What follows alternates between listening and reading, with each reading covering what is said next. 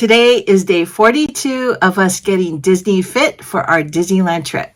42? 42. Holy smokes, that went by so quick. It really did. It was amazing. So we started training September 1st, and we are about 111 days away from going to Disneyland. Yeah, and we've been pretty steady on the training. I did take some time off. I got a head cold and probably, 7 to 10 days or so that I didn't participate. But I feel better now, and we're back at it. Back to it. Okay, so we're going to give a little update on our shoes. We've had some issues with shoes. You want to start? Sure. We originally got these Hoka. Yeah, it's the Hoka Clifton 10s. We actually both got them. Right. And it was mostly you're walking on the treadmill, and you had a very, very hard time with I did. The Hokas and ended up the Hokas. them. Everybody, I wanted to be part of the cool club, honestly. Everybody was talking about how much they loved Hokas. So we ordered them. We bought them, and they are not cheap. So I was really looking forward to using the Hokas because I was having a little bit of difficulty with the treadmill. It did not work for me. I put them on, and probably the third or fourth step I took, instant pain on my left foot. And it did not work for me. Although I did finish my 1 hour treadmill. Yeah, and you kind of paid the price for that. I definitely paid the price for it. But you like yours. Well, there's, a little bit of debate on how well they are. It worked well for me when I was running on the street and doing outdoor activities with them. They're wonderful, really easy on the knees and doing well, but they have so much cushion that on the treadmill where you need more stability and it's a little riskier. You have to stay. It felt like, to me, it felt like being on a boat. Yeah, you really have to watch your step. Yeah, I had to focus on the walking. Not a steady platform for that, but outside, oh my gosh, they're wonderful. So Hokas, yes for you on running and walking on the street. No for treadmill. No for treadmill. I'm going to say that is, and they're fine for walking, it seems like. But let's talk about what you ended up getting. I got the Brooks Beast. The Beast. These are the Brooks Beast. And these are actually men's shoes, right? They are. I got the men's Brooks. So they gave me the men's size equivalent to what I take. And it just has a wider toe box area. So the women's fit me, but it was just right there. So if any swelling or anything happened, it was going to be a problem for me. And so the salesperson suggested that I go with the men's, and it's just a little bit bigger in the toe box area.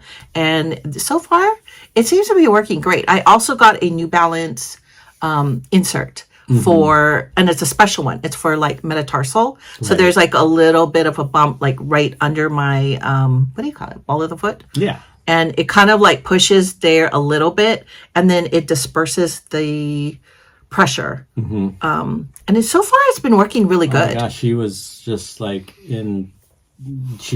ecstatic when we were in the store picking those out. And if you're going to get into this kind of stuff, try on many different shoes. Yeah, you do have to try it on. And find somebody that you're comfortable with. That's our advantage. Was we found somebody that really understood the salesperson what your issue was.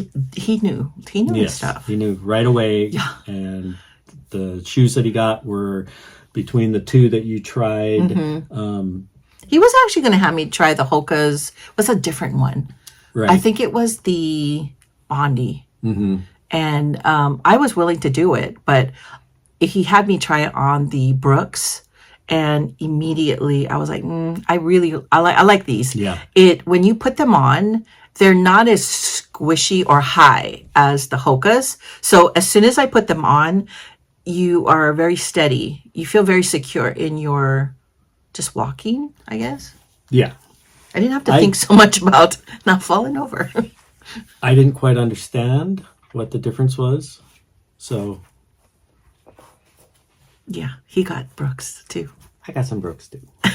Got a smoking deal on these. So these are the Adrenaline, what are they, GTS, and very light, not quite, they're about 7 grams heavier than the Hokas, but they're heavier. Just slightly, quarter ounce heavier. I thought they were going to be lighter.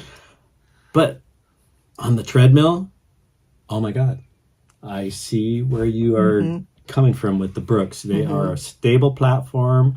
They have just the right amount of padding. Yeah. I'm able to run with them very well. I haven't done too much out on the street with those because the Hokas work so good out there. But definitely, yeah. That Brooks, is so weird that we both got Hokas and Brooks. Now it wasn't intentional that he was going to get Brooks. It just happened that way. So it's kind of interesting. So I thought it was interesting that we both could give a perspective of using the Hokas and the Brooks. For me, I like the stability. I like it being closer to the ground. Yeah. It still has a lot of cushion on it, and it is very comfortable. It's very structured. So I was originally in a New Balance shoe, and I transferred into the Brooks, and it feels really, really structured. Because if I go and I get back into my New Balance, that just feels so different. So it feels like loose, kind of not as structured as the. And the reason you went to the New Balance was because they come in the it's a wider shoe, and I had a feeling that would fit you better. So we tried it, and it actually worked great for So the Brooks absolutely is the best shoe for me. The men's one, if your foot is very wide or you have problems with the front part of your foot, I found that the Brooks works perfect for me. But you like both. I do. But he doesn't interchange them normally. No. So he, when you do the treadmill, you prefer to use the Brooks. Yeah, and it's so stable and comfortable, and I don't have any pain issues, no hot spots or anything like that. So, that's really good. Yeah, it's rare to find a shoe that just from the get-go, there's no break-in, and to be honest with you, nowadays, if people are buying shoes, if you have to break it in, that's not the right shoe for you. Yeah, I did not have to break these in. These were broken. These were broken in. But yeah, no, there was no problem at all from the get-go. And I'm doing an hour a day, so yes, no problem there. So one of the best tips that I have for if you're trying to train, get stronger, get in better health, and you're walking as part of your plan is get good shoes. Obviously, that's what we're talking about, because it's just a tool in your toolbox. It's something that you're able to be consistent with, because I have been walking every day for an hour, and by being consistent, it's gone from I'm dreading that first part of the walk, and I do not dread it anymore. After about just when I hit a month, it got into a habit, and I actually look forward to it. And by doing it every single day, by being consistent on walking and training on the treadmill, I have been able to notice like the tiniest little things. Like this isn't working, and I'll subtle differences. Yeah, the subtle differences. And also, you've been doing your own research and following a few people that are explaining the issues that happen with the treadmill.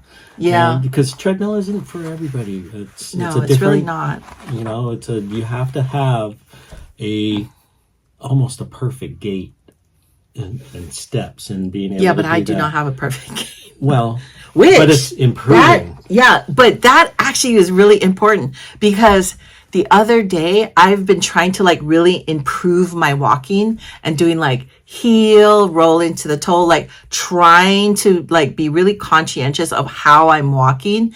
And I did something to my ankle the very last 2 minutes Overdid. where I overdid it and I could barely walk for like 20 minutes. I was in the worst I think pain. you actually like sped it up because you were like, I did. feeling the groove. I like, sped it I up. got this. I like, oh. I was like, I'm on a mission. Yeah, I really overdid it. So Yeah, take it easy. there's that. There's a Slow it down. process of getting to that phase. Yeah. Gotta slow and steady wins the race. I got too excited. Well, it happens. Another tip that I have for you is set an end date. Do not just say, I'm going to set a goal of walking every day for an hour on the treadmill, because at some point you're not going to want to do it. And you're just kind of setting yourself up for failure. Yeah. So I just said, I'm going to walk on the treadmill every day until January 31st. January 31st. So it's not like forever. It might be a routine after that. It might be. It probably will be. Good. Yeah, it probably will be. And in my case, our oldest daughter is coming into Eugene in April, I think, to do a half marathon. And I was kind of wavering on...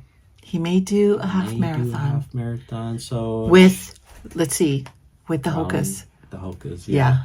So there's that kind of keeps me motivated to keep going, and I haven't committed yet. So I'm not going to be in the half marathon. Hold me to it, but I've done it before, so it's something that I can probably pull off. Yeah. Anyway, we hope that if you are getting Disney fit and getting ready for your vacation to Disneyland, that you let us know what you're doing. And we just want to send you some encouraging words and giving you a big thumbs up and train for it. It will pay itself over in spades because you'll be happy. You're not going to be in pain. There's so much walking involved. Oh, I did get a step counter. Oh, that's right. I got the step counter, and just having that in my pocket makes me very conscientious of getting steps in. So I don't know if I'm just walking more, or if it's just like I know in the back of my mind I want to hit like a certain number, or I'm trying to get to a certain number. So that has been very helpful. For sure. It's another tool. It is. Along with the shoes. In our toolbox. So... Train on. Anyway, we'll give you some updates as we go. Again, what was this day? 42? 42. Day 42. So we will continue to give you updates. Until next time. Bye.